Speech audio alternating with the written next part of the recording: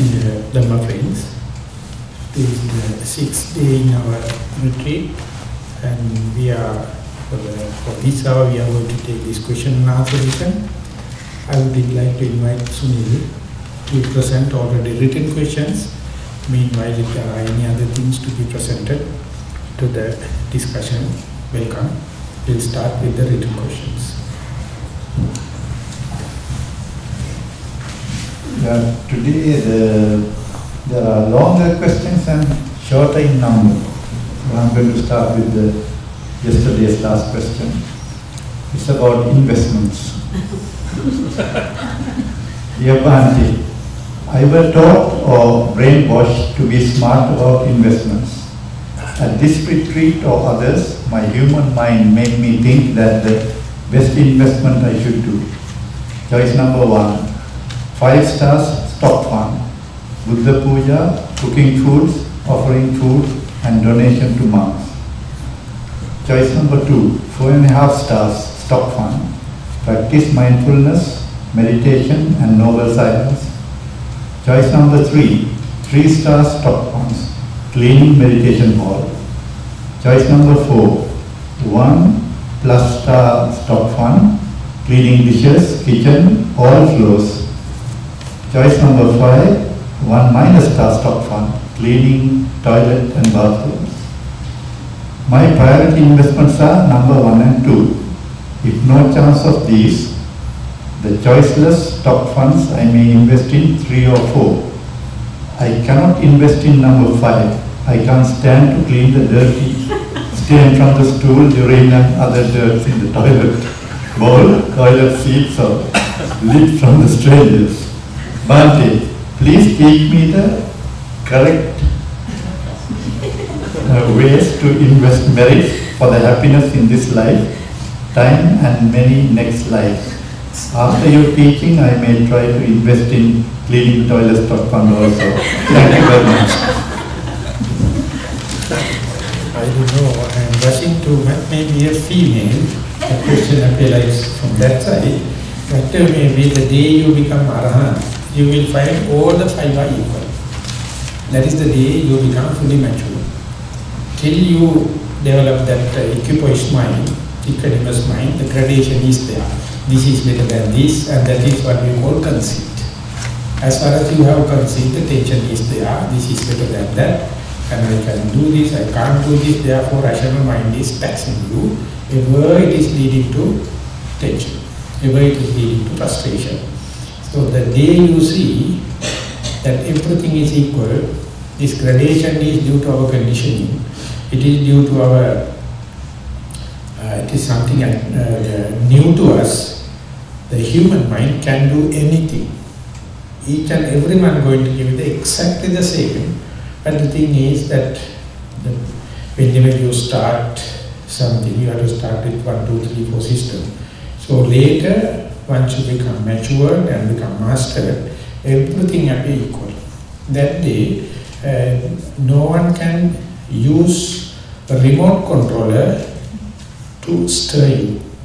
As far as you have gradation, external people can stir you, external people can give kind of attention, and when you become a choiceless awareness, everything is equal. The nature will decide what is the next. And you must be ready for that. If it is impossible, you have to say it is my inability, but the nature decides what is the next. And then you have no selection, this is better than that one. Let the nature to decide as and when it arises. You ready to take it up. If you can accommodate each and every, that is the best. So choice is the one. Choice is the proximate cause for the tension. Choice is the proximate cause for the stress.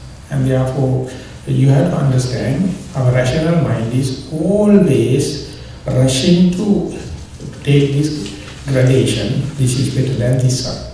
So that is the point where we start stress. And as a young child up to the age 6, no such cognition or recognition. So therefore everything has to be equal. A goal or its own ficus, exactly the same. You don't feel that this is gold is better than my ficus. For a young child. So only the mother can understand, but not the child. So much so, whenever you look at the child, your tension goes down. Child is a good sign for you to reduce the tension. But more you pass age 6, then this one-upmanship going to come into, and that is the way today education is ruining the people. Army, education, higher ranking, all the things fix us into a particular place, and then creating tension, and advertisements also the same. Moment you understand that how to be with whatever it is arising, then nature decides, and you try your best. How can I accommodate it? How can I fit into that situation? Then you are always thinking in terms of a Girl Guide or a Boy Scout. Not that I am going to change the situation according to my likings and disliking. So therefore, more and more you develop mindfulness. The definition of mindfulness is ever evolving. Ultimately, you come up to the point where whether you are mindful or not, never mind. Equal. Whether you are the best one or the last one, no problem. As far as you are selective, leading to attention. But don't blame this. Don't find fault with this, because this is the conditioning. This is the conditioning in our education. This is the conditioning in our class society. This is the conditioning in our all the advertisements. So therefore, we are succumbed to this situation, and there is no way. But the moment you go here and now, you find you are exposed to everything, and still not selected. Everything is possibility, nothing reduced to your choice. So much so, the potential is there. So what you try to do is, before, of course, judgmental mind is jumping. Judgmental mind is always predominant and suppressing the others. So it is due to conditioning. And once you decondition, you understand unmanifested mind. That is equal in each and everyone. And whatever the naughty nature of the conditioned mind, if you know the art of deconditioning, we can go to non-manifested mind, and there Buddha is there. The humanity is there. The compassion is there. The loving kindness is there. And it is nothing to train. It is our intrinsic nature. But with conditioned mind, this rational mind, deductive mind is the one very choosy, and neuroscientists these days, left lobe of your prefrontal brain is the one is facilitating this judgmental mind, one-upmanship, development, creativity, productivity, and it is always choosy. And the right lobe is consider everything as wholesome, everything as a one unit, but the left mind, the left lobe, never allow any chance for the right lobe to air its own view. Therefore, left mind is ever domineering, so much so you are always trying to be a better one-upmanship. Ultimately, start with this dissatisfaction, continue the task with dissatisfaction, end up with the task with dissatisfaction. That does not indicate you are not endowed with this right lobe of the brain or the wholesome idea. But the thing is, the rational mind is very nasty. It's always dominating. So therefore, the whole teaching, 3 restrainment, Sila, Samadhi, Panya, or moral concentration and wisdom, is to intentionally just keep the rational mind under control. Then the other part will naturally come. It is nothing new. Only thing is you are overwhelmed it or overpowered it, but your rational thinking. So therefore, rational thinking, as far as you consider as me, it is mine, it is my soul, completely you are controlled by the remote controller. Any person can control yourself. And the politicians are very happy as far as you are using the rational mind. They know how to control. Multinational companies, multi-million companies are very happy because you are being already conditioned by showing one advertisement 10, 20 times. Naturally you will go to the supermarket and buy it. You don't know why you are buying. But the purpose is served. This is the way it happens. So this gradation is, that is why among the monks, no any kind of a gradation. Only thing is that their seniority, the first two came to the moral restraint, then onward, seniority is considered. Whether he is an arahant or whether he is a puthujjana, there are no bearing. Can't show it. That is not the way. Just to have this hierarchical order, moral precepts are the thing deciding. That is why you people are not happy to become a monk.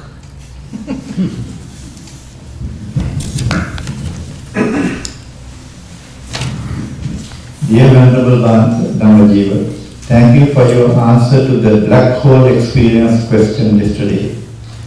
I had a similar experience early morning of the 16th of June, but I did not report it as I did not know the significance.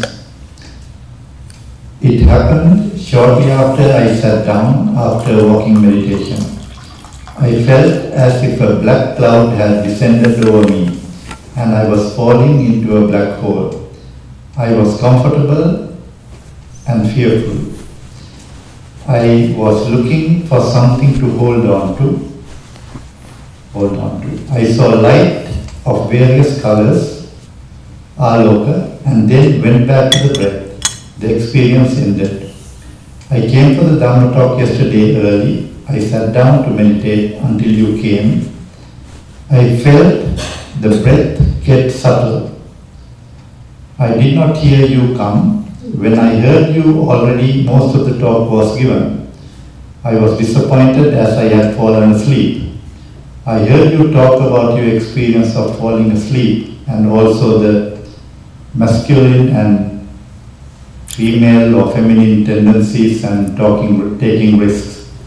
Please let me know how I can be more alert and progress. Please explain about taking risks and what you meant by taking risks. Thero.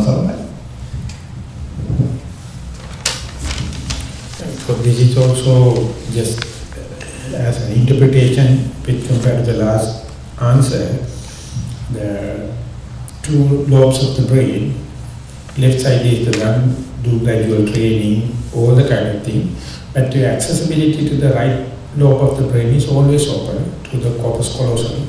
But it is not given any chance. When and where the left brain dominating capacity suppressed or come under control or restrained, slowly the experience of the right brain come into being. Whenever the right brain experience come into being, no time, no space. The time and space already implanted and given only by the left brain.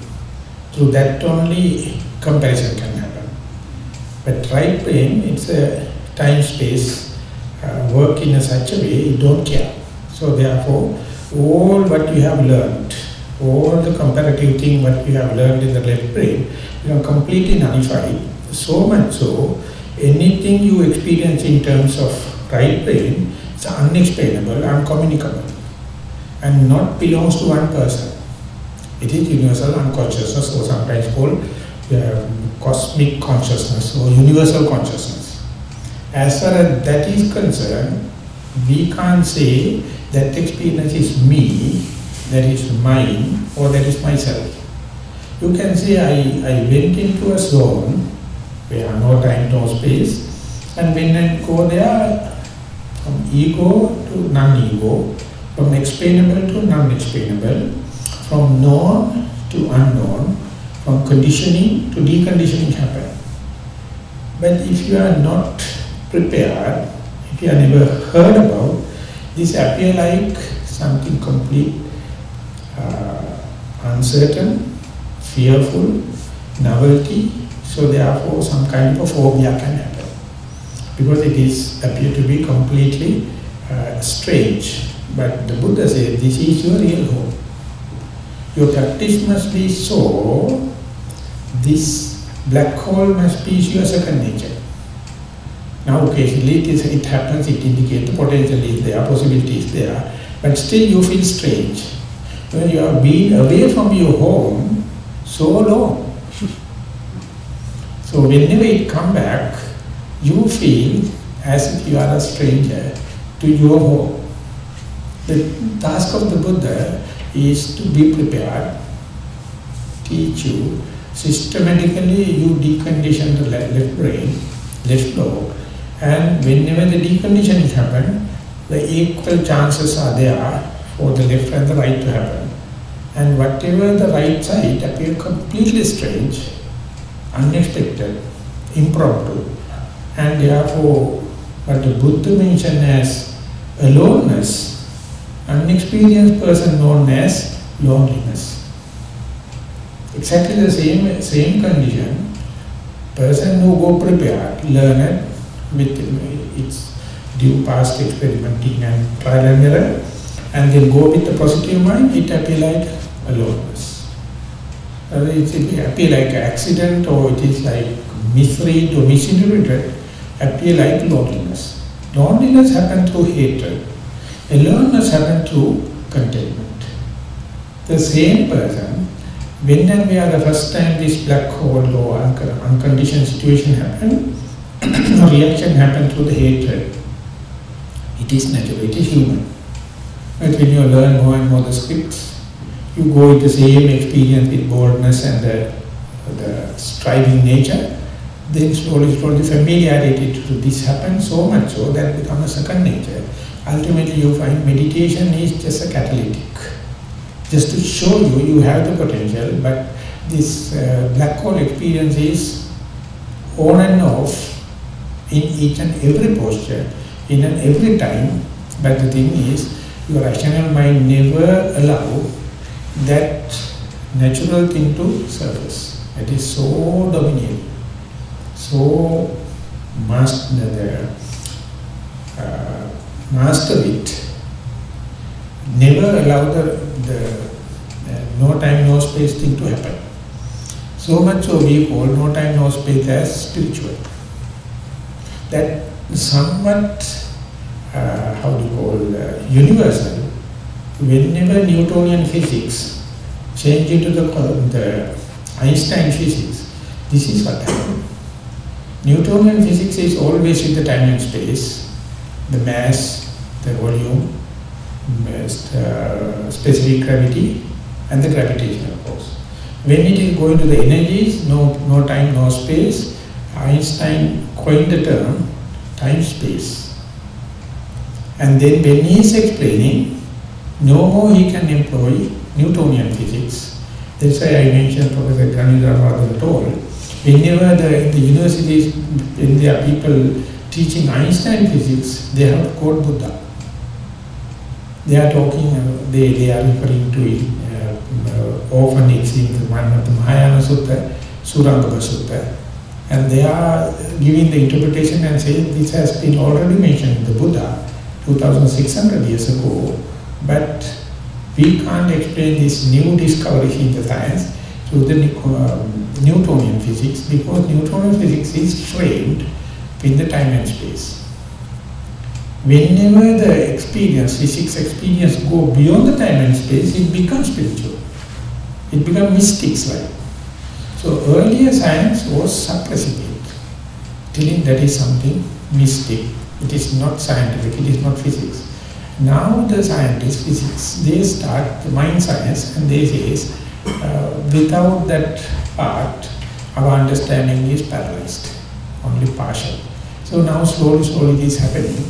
So for that, America has one experimental place, CERN, the CERN, and there's yet another experimental laboratory in the Western European countries, and it is happening underground. They are going to experience the the electronic clashes, and then to create the Big Bang. And then the danger is there. Whenever the Big Bang happens, there may be a black hole. If it's a black hole, it will absorb all the universe and everything will be finished. So therefore, they are not giving a permission for the CERN to start. The CERN laboratory, it's underground, it's a periphery, 27 miles long tunnel, and so much of money to explore into this black hole. But we do with mindfulness. Mindfulness need no any lamp. There is no any problem of absorbing of the world. But you have to rescue your life and the body. And if it is so, that whole kind of experimenting and the scientific formulas, everything, just under your very nose. So that is why it says that more than winning the whole world, the winning your own present moment is much valuable. So that is why the Buddha says, for that we need no any other second-hand thing, no secondary thing, no second person. Everything available, but we have so much of distractions in the world. We are being so trained, distraction as our richness. Distractions as our dowry, or what we have earned. So therefore we are chasing behind the distractions. I don't care you all crocs, but I am sorry about the younger generation. Where are you people leading your second generation? What are you teaching them? Exactly the same thing. Pushing them more and more to the one-upmanship. More acquiring of materiality. So they will find more difficult to come back home. Back home. So therefore, it says there have been 3 waves, 3 pendulum waves. Now we are in the 3rd wave. If you happen to read Retreat of Kapra, he has mentioned 20 years ago what will happen to the physics. Tao Physics is the name of the book. He says again it has gone to the far end and is now coming back to the mystics. This has happened 3 times. One thing is the Atlantism, and later maybe Maya civilization, and now also we have gone and on the way back again to the nature. And America is leading. But I am from Sri Lanka, we are better off because we have not gone to the extreme and coming back is easier for us. We are little eccentric than Americans. You are so far away and you are also leading and way back also. And therefore mindfulness has become a very popular subject among the scientists now. Of course they are doing not much with the spiritual grounds. They are still on the healing and the curing. But later maybe kind of a revolution can happen. They can use it for prevention also. So therefore, out of compassion, please expose your second generation for this, the mindfulness. Don't put it to a religious terms. Just let them know, be in the here and now. It's the easiest way to go to the black hole. And you can try without any much of laboratories and kind of thing. And later read what the scientists are doing. Exactly the same. Exactly the same. But this is easier, no wastage of any material, no any secondary laboratories or anything. The methodology is there. It appears too simple that it's only mistake. When you go there, maybe that I have got confused, because still this has not been settled down yet, not precipitated well. But in time to come, you will understand how difficult this deconditioning is, how difficult this de-learning is. Go back to the nature. When you go there, scientific contribution to that side is giving terminology, coining terms so that we can communicate. Otherwise you have to go to Sanskrit or you have to go to the Pali. The Buddha has already done it. But in modern language, science is coming out with a lot of terminology. And then, but the theme is the same, the subject is the same, only the expressing and communicating in a different way. So therefore this is what I call the adventure. Adventure means that going back, be at home and make this experience your second nature. As I mentioned, when and where you come to this, the conventional truths. In the first letter I explained about different gradation, and the other side, no time, no space, no gradation. Everything is equal. Your practice must be so up to the point, both must appear equal. Both must appear two different ways of communication, the same truth. Conventional truth and the absolute truth. You can't live completely and totally and throughout in the absolute. You have to come, occasionally come back to the convention. You can't completely live in the convention because it's full of stress. It's full of tension. So both of them are happening reciprocally each other. The religious endeavor is to give an equal value for this absolute truth as well as the conventional truth, and you do in a systematic way. When you are necessary, you can go to the black hole and come back, and therefore it is under control. Otherwise, only the thing is, it is not under control, but anyway, both of them are the space-time paradigm and the time and space lack of the time and space paradigm, both are endowment for the human. So our whole effort in the religious meditation is to make both of them open whenever necessary to go each other, knowing they are reciprocal. So therefore this is a good kind of doorway or threshold. Does this have anything to do with like the truths of stream and trees, so on, Sakadagami, Anagami, and the Four Noble Truths? Is it like something that whatever experience that was? Usually in a Sri Lankan way, and if you are following the Visuddhimagga, it says the 7 stages of purification. There are a lot of other ways to explain. As far as the 7 stages of purification, this is come up after the Magga Jnana, the Patipada Jnana Dasana Visuddhi, that you are going to prove that your methodology is correct and you are on the method, advancing, and day by day your defilements are reducing. But still you can't compare it gradually because you are in such a evolution. So therefore it is coming under the Patipada Jnana Dasana Visuddhi, and so it is it's a process happening, and when and where the mind is evolving into that, your attention basically goes to the end of the phenomena, not the beginning, not the middle. Untrained mind only with the middle, tip of the iceberg. Early practice just pulling it to the beginning, and ultimately beginning and the middle will be somewhat familiar, and later you find all of a sudden mind change the paradigm to see the end, and it is so strange. Ultimately you fail to see beginning, the middle, because the end was so enlightening. It is so give thrills and frills. So you become blind to the beginning and the middle and see only the end. At that time this experience is something like black hole. Everything is disappearing, and then dissolving, everything is in a flux and disappearing. So it appears like a sucking, or center of the whirlpool. It is sucking down, and black hole. So because so far you have been suppressed not to look at that. It has been a phobia, it has been a threatening thing, it has been a boredom. But when and where mind mature, it sees only that thing, so much so it can't see the beginning, it can't see the middle. So dissolution, renunciation,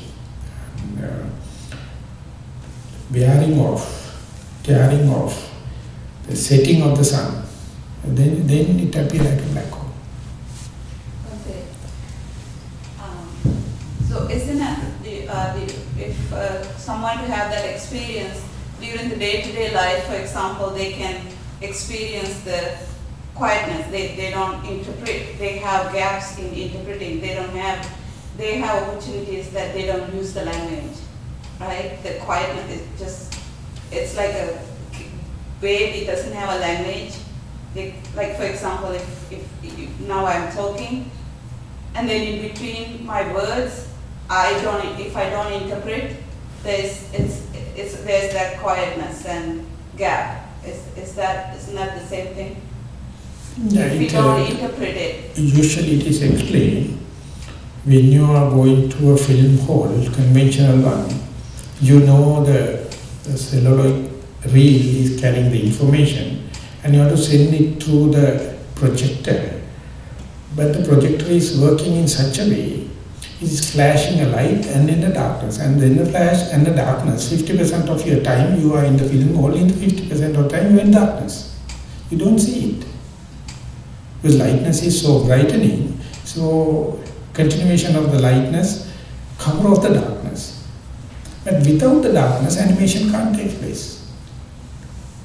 There's a can in front of the bulb, is leaving 50% light and again 50% darkness, 50% light and is rotating. And through that only the slide by slide appearing, and then animation takes place. So in the day-to-day life also, we see the film through the projector. We don't see darkness. Because it is rotating 1500 rounds per minute. That is how the animation. Imagine the projector is going to work slow. Then you see a flash and a darkness and a flash and a darkness. Then you will see what a drama. You can't see tragedies and comedies. You feel everything mess up. And then you find the hell of the time you are in darkness, you don't know. And when it is rotating 1500 RPM, you can't see the darkness, only the light. Exactly the same thing. As far as you are in a fast life, action-packed life, you have no chance to see darkness in between. But you have to understand, projector never works with the continuous light. So always projecting. Behind that, there is a ever glowing bulb. Or it is two terminals making a spark. And what we see, 50% behind darkness. If you know the thin slicing of time, then only you can understand animation takes place only during the darkness. That is the time you project. And you connect early slide and the second slide. So therefore real director of the film is within yourself, not in the film. You are the one directing, you are the one creating by fitting the here and there slides, and you make the story. And you say that director is very good, actors are very natural, very good film. They know you are a fool. They know you are a fool, you are the one creating the film. They are giving raw materials. And in a very systematic way. So therefore in the day-to-day life, if you can thin slice the time, not necessarily you must be sitting in a cross-legged in the meditation center. The meditation hall must not be necessarily air-conditioned. With the air-conditioned or not, our mind is already conditioned. But you see, when we go to a meditation center, we are claiming and asking this and that, because that we have run in such a fast speed, the slowing down is a task. Once slow down, the animation of the film disappears, the drama in the world, what we are show off, what we are going to advertise, it appears like a vanity. There's nothing.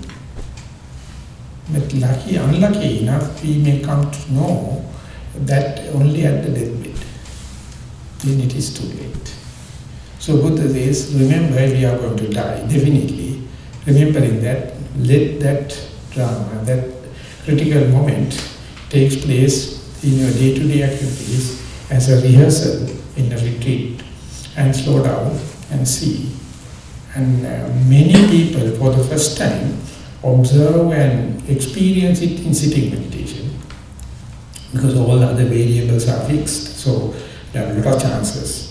And some in walking meditation, and people with a quick wit, they can get in the day-to-day activities also.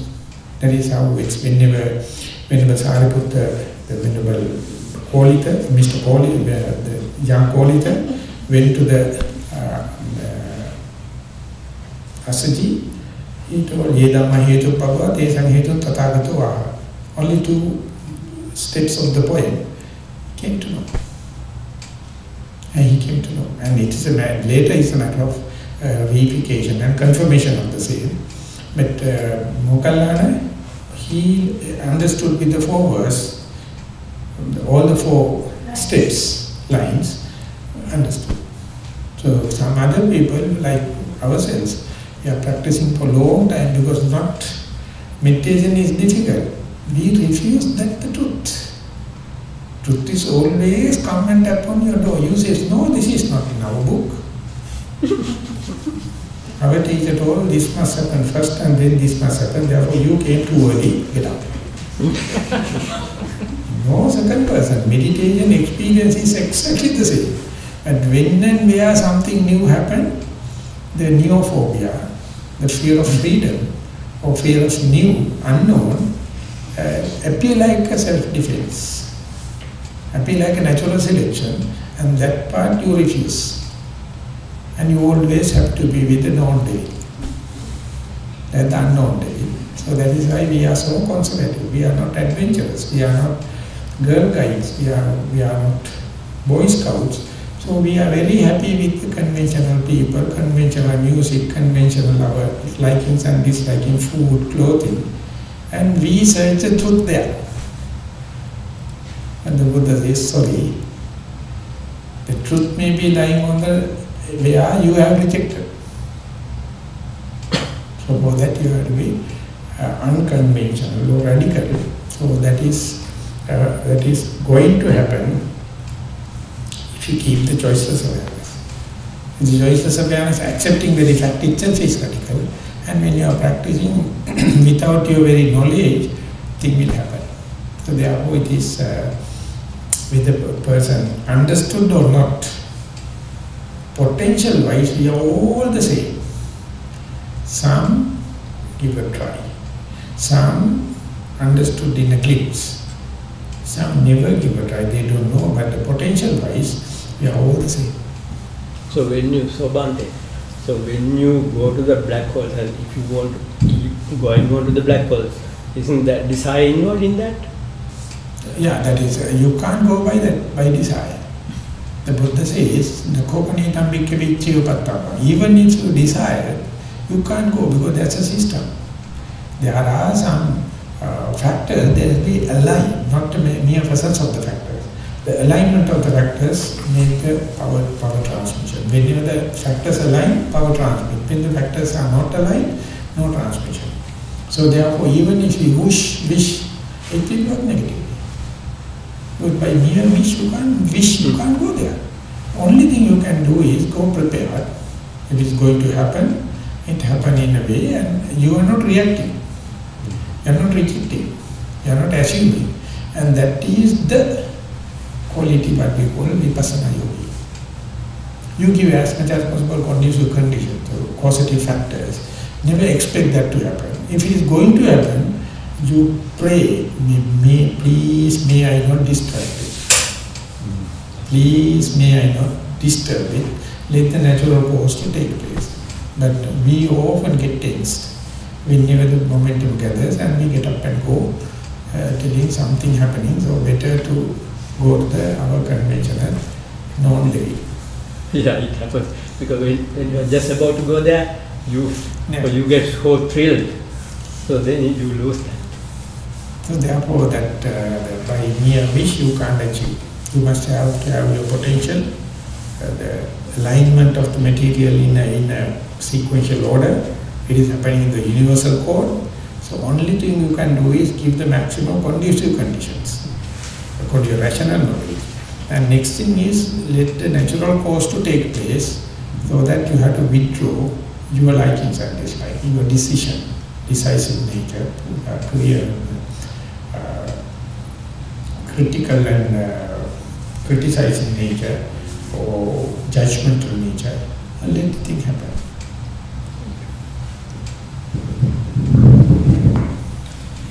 Dear Bhante, thank you very much for the great Dhamma talks. Your guidance should direct us to the path of Nibbana one day. However, everything is impermanent. Only the death is permanent. We could die before we get there, today, tomorrow. In this regard, I like if you may please comment on Amitabha Buddha. Only mentioned in Mahayana, question mark. In Lotus Sutta it says, our Buddha once mentioned about Amitabha Buddha as an eternal Buddha in Buddha land, 10,000 Buddha lands away from us. He has a special love, kindness to the humans from this world, and you have to do 3 things to be born in this pure land. Faith, 1, faith, 2, wish to be born there, 3, utter his name Amitabha at the deathbed. Is Amitabha Buddha ever mentioned in Theravada? Please comment. I have read some Mahayana but not mentioned in the Theravada tradition. So therefore, if you wish to go to Amitabha, right, that's a pure land, the thing, you must get instruction from the Mahayana master. They will give. But here in the Theravada tradition, we go by Satipatthana. So my simple answer is, if you wish to Chinese food, go to a Chinese restaurant. Don't go for a Japanese. When you go to Japanese, don't claim telling that you don't serve Chinese. As far as a particular person knows this is in very detail, why not give a try? Well, it is not killing, it is not stealing, it is not sexual misconduct, it is not verbal mistakes or no intoxication. So much so it's no harm. So by searching in the wrong place, never. And Nasruddin, I would have heard, it's a very famous story. Nasruddin was a mullah, he's a religious master in the Muslim world. And he's a very wise person, but he hates the society, order of the society. But he's been recognized as even the king. So one day he was searching his key, lost key, under a lamppost at the dusk. So one person passing by asked Mullah, what are you searching about? You see, what a messy thing. I lost my key. And then he also starts searching. Yet another person passing by, he also starts searching, and each and every blade of grass, they checked. But it is not there. So asking, and asked the color, the shape and everything. And accidentally one person asked, where did you lost it? I lost it in my room. And he told me, what the thing you are talking about now? We all are dedicatedly searching here. The lost key has lost in search. You see in the room no lights. I am under the lamppost. So we are searching the truth under the lamppost. But it is lost in somewhere in the dark place. So there we have to search where if you know where you lost it. So therefore, lampposts are there throughout the path. But that is not leading to the what you lost. So you have to understand. So therefore, there are many methods. There are many, even within the Buddhism. We Theravada tradition, we are so adhered to this 7 stages of purification. So everyone try to measure through the 7 stages of purification, and Vipassana Jnana, and Jnana, and all the kind of things. But within the Theravada tradition, so much of traditions, Adivansa Patipada, Nalaka Patipada, Totika Patipada. So with that respect to that, these Patipada, these Jnanas are not so strategically or stratified. Yes? I think the writer was asking, because of your vast knowledge in Theravada, if anywhere in Theravada this Buddha has been mentioned. No. That is why I started telling that for my understanding it was not there. But I researched by reading Mahayana Suttas. And they are very contemporary. They are not written in archaic language. Theravada is 2600 years, is a dead language. And these things are interpreted later, and they are very applicable to the present day. So therefore, present day Buddhists If you take the total population, more than 95% Mahayana. Only little at the Theravada, because it is more addressing to the scientific discoveries and the development of the present day. Mahayana can easily tell. But the Theravadas are not compromising that kind of thing, try to maintain this traditional kind of thing. So they are the Theravada Suttas, Mahayana Suttas are not there. One day, for my personal experience, I read some of the Mahayana Suttas, particularly the one particular sutta. And I am very familiar with the Theravada Suttas. And I am searching, it is not in this list. And luckily one lady came and I told her, I am searching about the Surangama Sutta, where about it? Manti, you are mad, it is a Mahayana Sutta. And then I told, never mind, get the book. When I am reading, I found so much of practical hints in that particular book, just like in the Theravada. So I am not discriminating. So later I went to Venerable, I had more than 1 hour discussion about that particular book. He also represents the Theravada tradition. He says, then I told Bhante, with my practical experience is, even this Surangama Sutta, it is coming out of practice. It is not mere mind-made, it is not a brave child. And then he told, you have read the wrong book. I will send you the authentic translation, and this is how it happened. So therefore, I am promoting to do it, knowing there's not only one path. There are a lot of paths available. Whatever the path, you have to select, and selection is your commitment. And when you are practicing, nothing will mislead you as far as you have no any bogus expectation. If you are down to earth, if you are practical, everything is going to give something, little additional value. But I don't know which one is going to go lead into the destiny. But whatever, maybe it is good. But in the Theravada destiny, they can criticize heretics sometimes. They cut off it regarding the Mahayana, because in history in the Sri Lanka, Burma and Thailand, I have no much idea. That the Mahayana ideas came and ultimately everything turned into Mahayana, and many monks and the tradition became more secular than religious. So ultimately our cultural value eroded off. So therefore we took national decisions, not allowed to the Mahayana to come and infiltrate. But now present day, again there's another trend. Because a lot of books available, a lot of material available, specifically His Holiness Dalai Lama and others. People again searching about that. So read it, apply it, but still I can maintain no one can go against mindfulness. Mindfulness never contradicts anything. Any person can appreciate it, appreciating. So therefore, as far as you do mindfulness, openness to others available, no, nothing contradictory, but beyond mindfulness it may be contradictions are there. So while keeping your mindfulness over choiceless awareness, whatever you read now.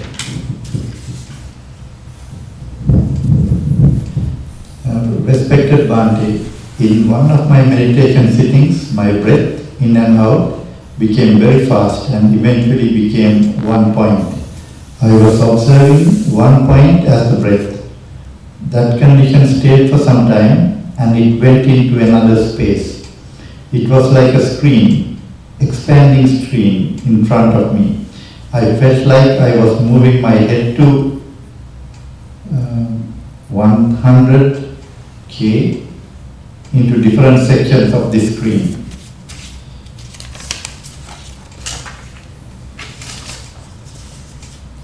After that experience, in every sitting, I experienced the fast breath within a very short time and then started observing 1 point. 1 point broke into various scenes. Sometimes it was like a small room with very long walls. Another time it was a horizontal surface moving upwards and many other scenes.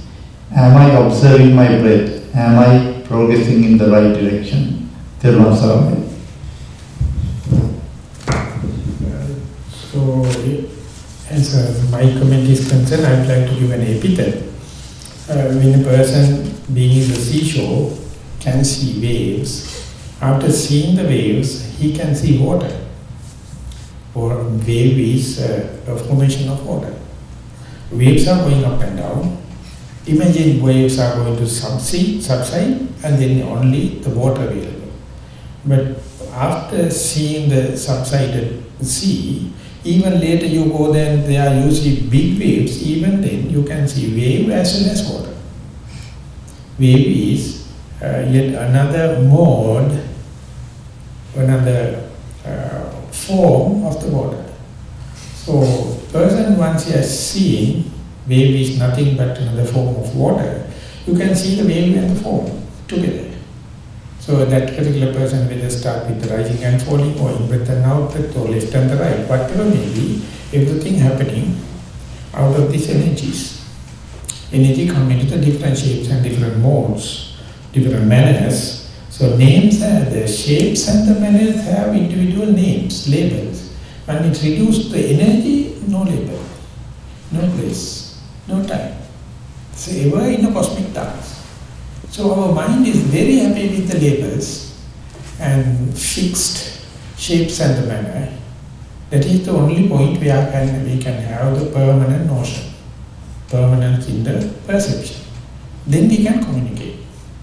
If everything is in flux, if there is no labeling possible, we can't communicate. So as far as it is uncommunicable, our mind sees no value, no use. So therefore what we have gathered so far, everything is infested by a label. That means it is inferior, second hand. But whatever the label, the inferiority and second handness, the original nature of the energy is still there. But we can't communicate, we can't share it with, not necessary to share in one sense.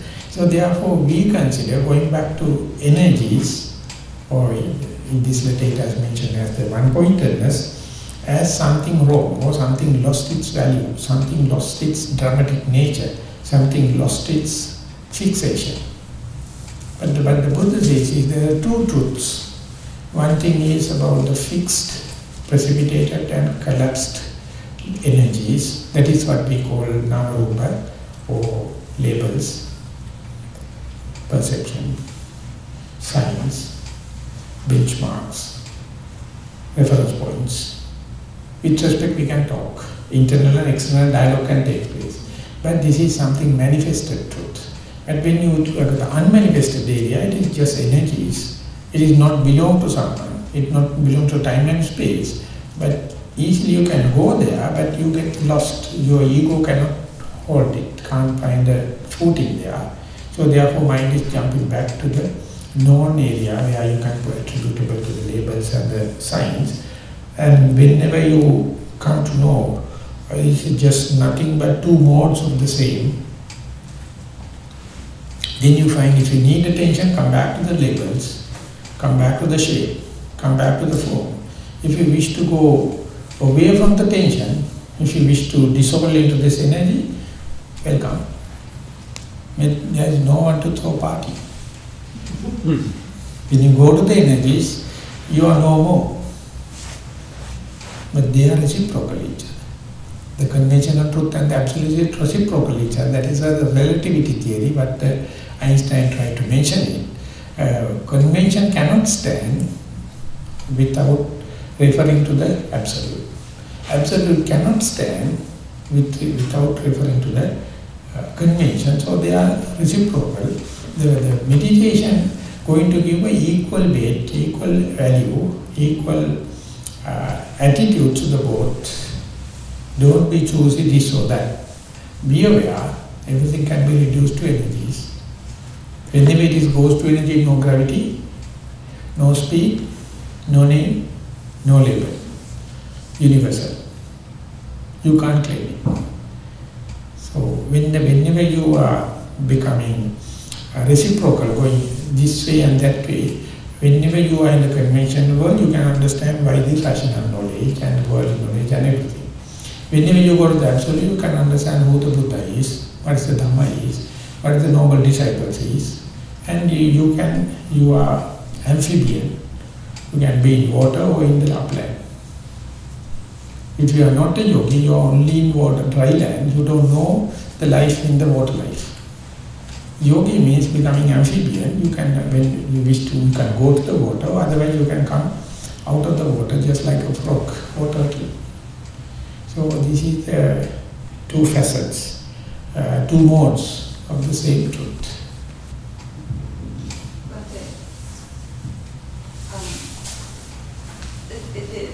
May I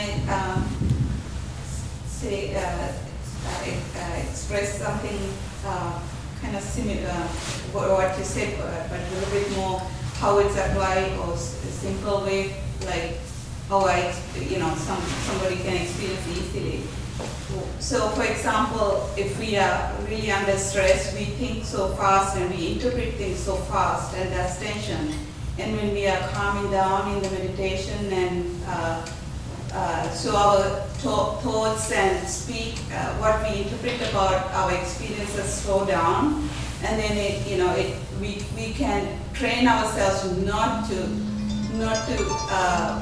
interpret, and that's my it's not the same as what you're saying in more simple way, like our interpretation of frequency, the high frequency of our interpretation of our experience slows down to the nothing, and that there's no language, and there's no interpretation at that point, and that's the if I am to add that interpretation and communication necessary only if you have a doubt. There is no doubt, no communication necessary, no proving it to someone. We are talking because out of doubt. We are not sure about. So we have to share with others. But when you go to the absolutes, you are in it, and you are part and parcel of it. No doubts. Doubt happens whenever there is a distance is there. When you dissolve into the truth, not necessary to communicate. Even if you communicate, you may say, I am sorry, I will try my best, but I am dead sure I can't give the total experience it, but out of compassion I can try. But when you are in the day-to-day activities, you are always about to prove something. That means you are not sure. Or you are in a security problem. When there is no security, when there is nothing to prove, the truth will speak for itself. Why should you take the flag and going to say this is the truth, that is the not? The quality will speak. So that is how when you are going more and more meditation, you have no much of doubt, so you become contented. And that you know external world is unsatisfactory, it's always vacuum. So there are a lot of turmoils, a lot of whirlpools, and they always interact with others, so therefore you sympathize it. But internally you know, by arguing you gain nothing, by communication you gain nothing, only the chatter, only the flattery happens. So more and more you practice, you appreciate people with less and less mental proliferation, chatter, and inner chatter or external chatter. But that is not 100% possible in this world. You have to be with the world. As far as you have to be with the world, you have to be with their vibration. But that is due to your duty concern and your social responsibilities, but you are never promoting that. You try as much as possible to retire into yourself, and you see there is no necessity for communication. There is no necessity for argumenting. And whatever you prove through the argument, never going to say that is the reality or that's the truth. Whatever you are going to argue and going to win, often is not the truth. Argument never leads to the reality, never leads to the truth. And therefore the truth, what we learn in the worldly knowledge is nothing but a reaction. All worldly reaction is nothing but a reaction. Throughout, scientists are disproving what the early scientists mentioned. That is what you call science. They are vehemently disproving what the teacher told. So this is how it is going. It's good, it's evolving. But when and where you are contented, not communication necessary. You can see we are in technological, information technology. So much of people in doubt, in fear, in uncertainty. And therefore, so much of weapons, so much of techniques. And we feel insecure as far as no news. That's why you all are waiting till the end of the 10-day retreat. To go back and see news actually real of what happened during the 10 days. Because it becomes more than one meal per person. We are driven by information and they know how to provoke you. And they bring all the muck from everywhere in the world and push you through within 5 minutes in the news feed. And you can see announcers are so in a rush to tell you, bringing all the muck, all the dirty things, and you are also stopping your eating and looking and waiting to get as much as possible and says, what a bloody thing, my mind is ever chattering. What a difficult thing, I can't sleep like. So that indicate the communication itself means, and therefore very nice Mahayana saying is there. The Theravada tradition basis, Buddha has taught 84,000 units of truth. Asuhara dharmaskandhe. That is how he gave the Tripitaka. And the Mahayana says Buddha never uttered a word. So everything is epithets and the examples. The communication took place between the Venerable Mahakassapa and the Buddha. One day Buddha went under the sun and the open air place, sit under a tree, and everything was calm and quiet. He is fully absorbed. And when he is opening the eye in the nearby tree, Venerable Mahakassapa has taken a seat and he also fully in a bliss.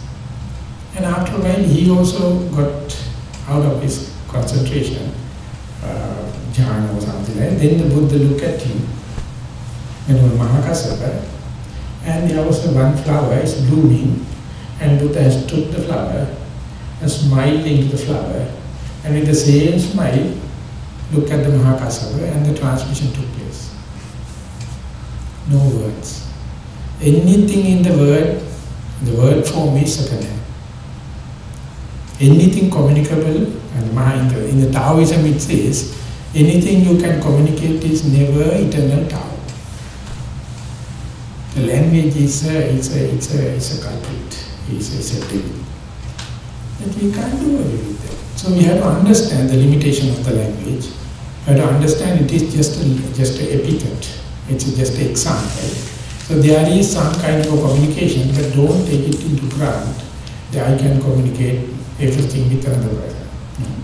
If at all it is happening, it is only with the telepathic system, the good vibrations. They are to complete totality. So therefore, we use the language, we use the communication, knowing its limitations. Whenever you are going to trust the language and the information as the truth, then you have to suffer. Then you have to suffer. So that is why only by listening, only by seeing you can't enlighten. Of course, you get the information and you put into practice. And slowly evolution happens. So therefore the same thing, and ever we can mention in number of ways. It is yet another showing, yet another facet, and never the total truth. And this is the only tool we have, therefore we are using with respect. No more questions, and the time is exhausted now. So. Yeah. Okay, now it is 2:35. 2:30. Yeah. 8. And at 4 o'clock, we are going to meet here for the day's Dhamma talk. With that announcement, we are going to see the end of the question and answer session. Thank you very much for the participation. Sadhu, sadhu, sadhu.